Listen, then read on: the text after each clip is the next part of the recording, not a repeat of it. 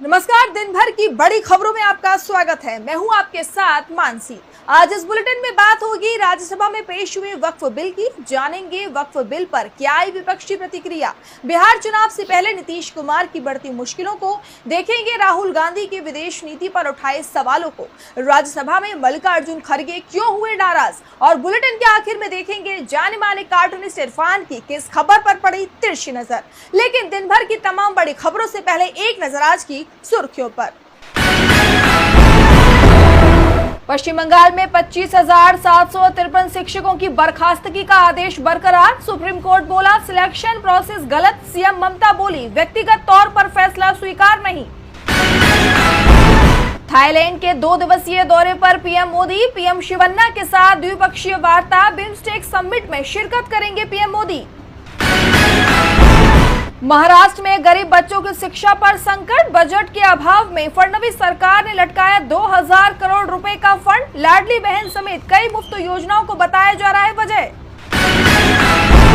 और लाल निशान पर बंद हुआ शेयर बाजार। 322 अंकों की गिरावट के साथ 76,295 पर बंद हुआ सेंसेक्स। वहीं 82 अंकों की गिरावट के साथ 23,250 पर बंद हुआ निफ्टी।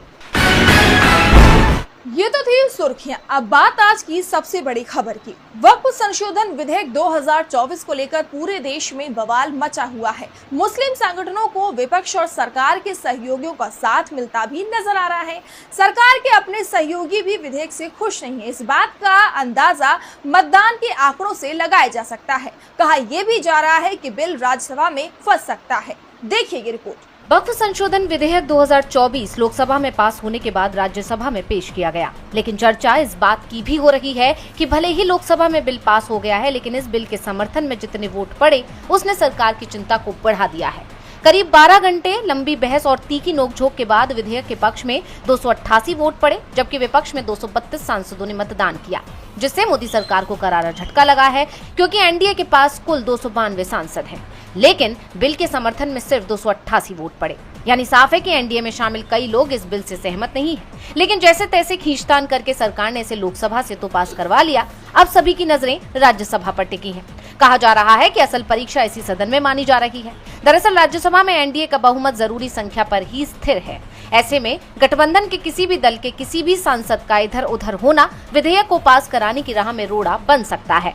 वक्फ संशोधन विधेयक लोकसभा में एनडीए के बहुमत की वजह से पास हो गया। हालांकि इसे चुनौती राज्यसभा में मिलने की संभावना है। राज्यसभा में कुल सांसद 245 हो सकते हैं। हालांकि मौजूदा समय में सदन में 236 सांसद हैं, वहीं 9 सीटें खाली हैं। राज्यसभा में कुल 12 सांसद नामित हो सकते हैं, लेकिन इनकी संख्या फिलहाल 6 है। इस लिहाज से राज्यसभा में वक्फ संशोधन विधेयक को पास कराने के लिए 119 सांसदों के समर्थन की जरूरत होगी। लेकिन लोकसभा में टीडीपी सांसद के रुख ने बीजेपी की परेशानी को बढ़ा दिया है। साथ ही बिल के खिलाफ जेडीयू नेता के सुप्रीम कोर्ट जाने के ऐलान ने भी बीजेपी और खासकर नीतीश कुमार पर दबाव बना दिया है। राज्यसभा में बिल पास होगा या नहीं ये तो आने वाले वक्त में ही पता चल पाएगा। लेकिन इस बिल को लेकर विपक्ष की तीखी प्रतिक्रिया सामने आई है। लोकसभा से वक्फ संशोधन बिल पास होने के बाद राज्यसभा में पेश किया गया। केंद्रीय अल्पसंख्यक कार्य मंत्री किरेन रिजिजू ने बिल को सदन के पटल पर रखा। इस दौरान सदन में काफी तीखी बहस देखने को मिली। देखिए ये रिपोर्ट। वक्फ बिल पर बहस थमती नहीं दिखाई दे रही है। संसद से लेकर सड़कों तक इस बिल का विरोध देखा जा रहा है। सरकार इस बिल को लागू करने पर अड़ी हुई है, तो विपक्ष के साथ साथ बीजेपी के सहयोगी भी इस बिल का विरोध कर रहे हैं। अब इस मामले में कांग्रेस संसदीय दल के अध्यक्ष सोनिया गांधी का बयान आया है। कांग्रेस पार्लियामेंट्री पार्टी यानी सीपीपी की बैठक में सोनिया गांधी ने कहा कि ये बिल केंद्र सरकार ने लोकसभा में जबरन पारित करवाया है। ये विधेयक संविधान पर एक हमला है। यह हमारे समाज को स्थायी रूप से तोड़ने की बीजेपी की सोची समझी रणनीति का हिस्सा है। मोदी सरकार देश को रसातल में ले जा रही है। वो संविधान को ध्वस्त करना चाहते हैं। संविधान केवल कागजों पर रह जाएगा। तो वहीं राज्यसभा में आप सांसद संजय सिंह ने वक्फ संशोधन विधेयक का विरोध करते हुए कहा कि ये कानून एक विशेष समुदाय को निशाना बनाता है। संजय सिंह ने आरोप लगाया कि बीजेपी इस तरह के कानूनों के जरिए आने वाले वक्त में एक एक करके सभी अल्पसंख्यक समुदाय को निशाना बनाएगी। बीजेडी ने भी वक्फ बिल के नियमों पर आपत्ति जताई और बीजेपी का साथ देने वाले जेडीयू के विधायक गुलाम रसूल बलियावी ने वक्फ बिल के खिलाफ सुप्रीम कोर्ट जाने की बात कही है। बलियावी ने इस बिल को लेकर अपनी पार्टी के भीतर ही असहमति जताई है। उन्होंने चेतावनी दी कि अगर ये बिल लागू हुआ तो मुस्लिम समुदाय देश भर में आंदोलन कर सकता है। ऐसे में मोदी सरकार की परेशानी बढ़नी तय मानी जा रही है। अब भले ही बीजेपी ने वक्फ संशोधन विधेयक पेश कर दिया हो और जेडीयू की तरफ से केंद्रीय मंत्री ललन सिंह ने इसका समर्थन करते हुए नरेंद्र मोदी की काफी तारीफ भी की हो, लेकिन बीजेपी का साथ देने का नुकसान अब नीतीश कुमार को उठाना पड़ सकता है, क्योंकि जेडीयू के कई नेता अब नाराज बताए जा रहे हैं, जिसके कारण 4 अप्रैल को पार्टी की एक अहम बैठक रद्द करनी पड़ी। देखिए रिपोर्ट। वक्फ संशोधन बिल 2024 को लेकर जनता दल यूनाइटेड यानी जेडीयू में भी असंतोष की आग भड़क उठी है। लोकसभा में देर रात इस बिल के पारित होने के बाद पार्टी के सीनियर नेता डॉक्टर मोहम्मद कासिम अंसारी ने सभी पदों से इस्तीफा दे दिया है। एनडीए गठबंधन का हिस्सा होने के बावजूद जेडीयू के बिल का समर्थन करने के फैसले ने पार्टी के अंदर बगावत को हवा दी है। कासिम अंसारी ने अपना त्यागपत्र पार्टी अध्यक्ष और बिहार के मुख्यमंत्री नीतीश कुमार को भेजा, जिसमें उन्होंने लिखा कि मुझे और लाखों करोड़ों भारतीय मुसलमानों को नीतीश कुमार पर सेक्युलर विचारधारा के लिए भरोसा था, जो अब टूट गया है। उन्होंने लोकसभा में जेडीयू सांसद ललन सिंह के बिल के समर्थन में दिए गए बयान की भी आलोचना की और इसे बेहद निराशाजनक बताया। इसके साथ ही जेडीयू के राष्ट्रीय महासचिव और पूर्व राज्यसभा सांसद गुलाम रसूल बलियावी ने भी बिल के खिलाफ कड़ा रुख अपनाया है। बलियावी ने कहा कि वक्फ बिल के लोकसभा से पास होने के साथ ही सेक्युलर और कम्युनल दोनों का चेहरा बेनकाब हो गया है। हम इसके खिलाफ सुप्रीम कोर्ट का दरवाजा खटखटाएंगे। उन्होंने ये भी बताया कि जल्द ही इदारा-ए-शरिया की बैठक बुलाकर कानूनी लड़ाई की रणनीति तैयार की जाएगी। बलियावी ने बिल में बदलाव के लिए कई सुझाव दिए थे, लेकिन उनकी अनदेखी होने पर वे और सख्त कदम उठाने को तैयार हैं। बिहार चुनाव से पहले पेश हुए वक्फ बिल ने जेडीयू के लिए मुसीबतें खड़ी कर दी हैं। इस बिल के चलते सीएम नीतीश के हाथों से एक बड़ा वोट बैंक खिसक सकता है। तो इस बीच विदेश नीति पर एक बार फिर लोकसभा में विपक्ष के नेता राहुल गांधी ने मोदी सरकार पर तीखा हमला बोला है। उन्होंने देश की जमीन पर चीन के कब्जे और अमेरिका के 26% टैरिफ को लेकर सरकार की विदेश नीति पर सवाल उठाए हैं। तो क्या सवाल उठाए राहुल गांधी ने, देखिए ये रिपोर्ट। कांग्रेस सांसद राहुल गांधी ने केंद्र की मोदी सरकार पर तीखा हमला बोला है। उन्होंने सरकार की विदेश नीति को रीढ़ विहीन यानी कि स्पाइनलेस करार देते हुए चीन के 4000 वर्ग किलोमीटर भारतीय जमीन पर कब्जे और अमेरिका के लगाए गए 26% टैरिफ को लेकर सवाल उठाए हैं। राहुल ने कहा कि जब चीन ने हमारी जमीन पर कब्जा कर रखा है, तब विदेश सचिव का चीनी राजपूत के साथ केक काटना हमारे देश के शहीदों और जवानों का अपमान है। Speaker sir, it's a known fact that China is sitting on 4,000 square kilometers of our territory. I was shocked some time back to see that our foreign secretary was cutting a cake with the Chinese ambassador. Rahul ने अपनी दादी इंदिरा गांधी का जिक्र करते हुए कहा कि उन्होंने कहा था कि विदेश नीति में हम न लेफ्ट की तरफ झुकते हैं और न राइट की तरफ, बल्कि अपनी रीढ़ सीधी रखते हैं।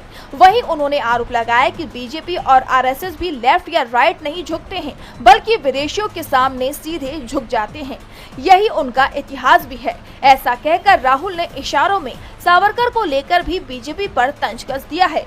इसके साथ ही राहुल ने ये भी जिक्र किया कि साल 2020 में गलवान घाटी में हमने अपने 20 सैनिक खोए थे, लेकिन सरकार सामान्य स्थिति बहाल करने से पहले जमीन वापस लेने की दिशा में कोई ठोस कदम नहीं उठा रही है। दूसरी ओर अमेरिका के लगाए गए टैरिफ को राहुल ने इकोनॉमी के लिए विनाशकारी बताया। खासकर ऑटो और फार्मा सेक्टर पर इसका बुरा असर पड़ेगा। राहुल ने सरकार से इन मुद्दों पर तत्काल जवाब मांगा है। अब सरकार राहुल के इस हमले का क्या जवाब देती है, ये देखना होगा। अब सरकार राहुल के इस हमले का क्या जवाब देती है, ये देखना होगा। वहीं राज्यसभा में कांग्रेस अध्यक्ष मल्लिकार्जुन खड़गे ने भी अपना तेज गुस्सा दिखाया। दरअसल बीजेपी सांसद अनुराग ठाकुर ने लोकसभा में खड़गे पर भ्रष्टाचार के आरोप लगाए थे, जिसे खड़गे ने खारिज करते हुए बीजेपी सांसद को बड़ी चुनौती दे दी है। तो आखिर क्या है पूरी खबर, आइए देखते हैं इस रिपोर्ट में। कांग्रेस अध्यक्ष और राज्यसभा में विपक्ष के नेता मल्लिकार्जुन खड़गे ने गुरुवार को बीजेपी सांसद अनुराग ठाकुर की तरफ से लोकसभा में उनके खिलाफ लगाए गए आरोपों को निराधार बताते हुए कड़ा जवाब दिया। खड़गे ने ठाकुर को चुनौती दी कि वे अपने आरोप साबित करें, वरना संसद से इस्तीफा दें। उन्होंने कहा कि अगर आरोप सिद्ध हो जाते हैं तो वो खुद इस्तीफा दे देंगे। Shri Thakur cannot prove his allegation. He has no right be in parliament. He should resign. I seek, and if it is proved, I will resign. बता दें कि ये विवाद तब शुरू हुआ जब ठाकुर ने 2 अप्रैल को लोकसभा में वक्फ संपत्तियों में भ्रष्टाचार के आरोप में कर्नाटक के कांग्रेस नेताओं के साथ खरगे का नाम जोड़ा था। उनके इस बयान से सदन में हंगामा मच गया, जिसके बाद ठाकुर को अपनी टिप्पणी वापस लेनी पड़ी। राज्यसभा में शून्यकाल के दौरान खरगे ने कहा कि ठाकुर की टिप्पणी से उनकी प्रतिष्ठा को ठेस पहुंची है। उन्होंने अपने 60 साल के राजनीतिक जीवन को खुली किताब बताते हुए इन आरोपों को झूठा करार दिया। खरगे ने मांग की कि ठाकुर के साथ साथ राज्यसभा में सदन के नेता जेपी नड्डा भी माफी मांगे। उन्होंने कहा कि भले ही ठाकुर ने टिप्पणी वापस ले ली, लेकिन मीडिया और सोशल मीडिया पर यह मुद्दा फैल चुका है, जिससे नुकसान हो चुका है। खरगे ने ठाकुर के आरोपों की निंदा करते हुए कहा कि बीजेपी सांसद को सबूत पेश करने चाहिए, वरना उन्हें संसद में रहने का अधिकार नहीं है। इस मुद्दे पर विपक्षी सदस्यों ने सदन से वॉकआउट भी किया। इस घटना से सदन का माहौल काफी गर्मा गया। खरगे के तेवर ने बीजेपी सांसद की मुश्किलें बढ़ा दी हैं, तो अब सुप्रीम कोर्ट के जजों को सीजेआई ने बड़ा आदेश दिया है।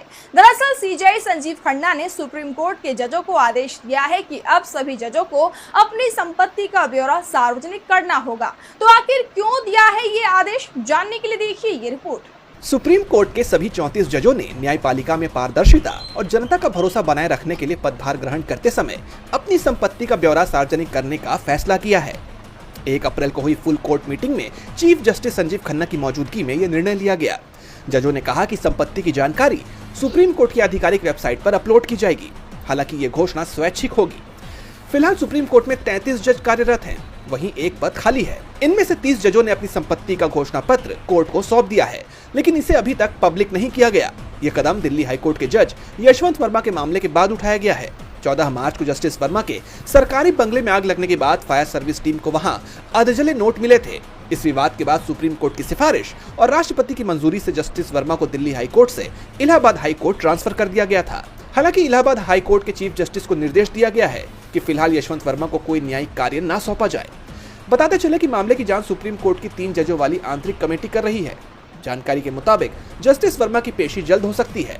ये कदम न्यायिक जवाबदेही को मजबूत करने की दिशा में अहम माना जा रहा है। एक तरफ सुप्रीम कोर्ट ने जजों के लिए नियम लागू किया है, तो अमेरिका ने भारत पर जवाबी टैरिफ लागू कर दिया है। अमेरिकी राष्ट्रपति डोनाल्ड ट्रंप की टैरिफ की घोषणा से दुनिया भर के देशों में तनाव पैदा हो गया है। कहीं विरोध के सुर उठ रहे हैं, तो कहीं चिंताएं दिखाई दे रही हैं।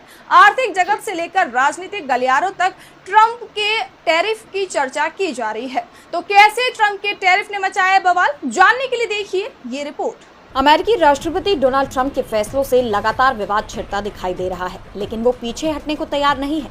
अब उन्होंने दुनिया के तमाम देशों पर एक और टैरिफ बम फोड़ दिया है। डोनाल्ड ट्रंप ने रेसिप्रोकल टैरिफ लागू करने की घोषणा कर दी है। अमेरिका ने भारत पर 26%, यूरोपीय संघ पर 20%, चीन पर 34%, वियतनाम पर 46%, थाईलैंड पर 36%, जापान पर 24%, दक्षिण अफ्रीका पर 30% और ताइवान पर 32% टैरिफ लगाए हैं। इस घोषणा के दौरान खास तौर पर पीएम मोदी का नाम लेते हुए ट्रंप ने कहा कि भारत बहुत सख्त है, बहुत सख्त। प्रधानमंत्री मोदी अभी गए हैं। वे मेरे बहुत अच्छे दोस्त हैं, लेकिन मैंने कहा कि आप मेरे दोस्त हैं, लेकिन आप हमारे साथ सही व्यवहार नहीं कर रहे हैं। ट्रंप के बयान ने मोदी सरकार की मुश्किलें बढ़ा दी हैं। विपक्ष सरकार पर हमलावर है। उनका सवाल है कि सरकार इस मुद्दे पर क्या कर रही है। दरअसल ट्रंप ने जवाबी शुल्क का ऐलान ठीक उसी वक्त किया था जब पीएम मोदी अमेरिका दौरे पर गए थे।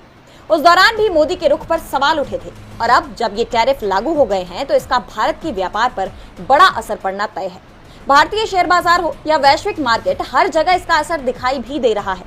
इसे लेकर तमाम देशों में गुस्सा दिखाई दे रहा है। चीन ने अपने अधिकारों की रक्षा के लिए काउंटर मेजर अपनाने की बात कही है। वहीं इटली के प्रधानमंत्री जॉर्जिया मेलोनी ने भी अमेरिकी टैरिफ को गलत बताया है और कहा है कि इससे व्यापार युद्ध छिड़ सकता है। अब ट्रंप के इस फैसले से विश्व में क्या उथल-पुथल मचती है? क्या सचमुच ट्रेड वॉर की शुरुआत होने जा रही है? ये आने वाले वक्त में साफ हो जाएगा। और बुलेटिन के आखिर में देखेंगे जाने माने कार्टूनिस्ट इरफान की किस खबर पर पड़ी तिरछी नजर।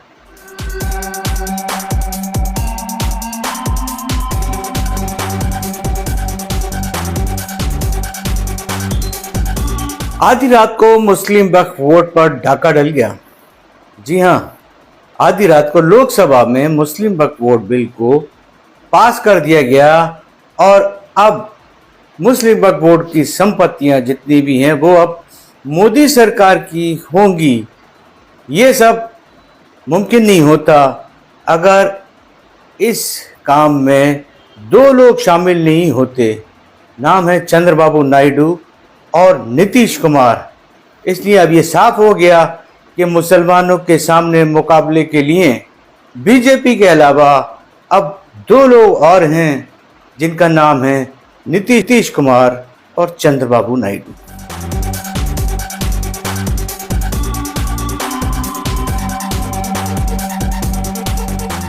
बहुत बहुत शुक्रिया इरफान जी। तो आज इस बुलेटिन में इतना ही। आप देखते रहिए डीबी लाइव। नमस्कार।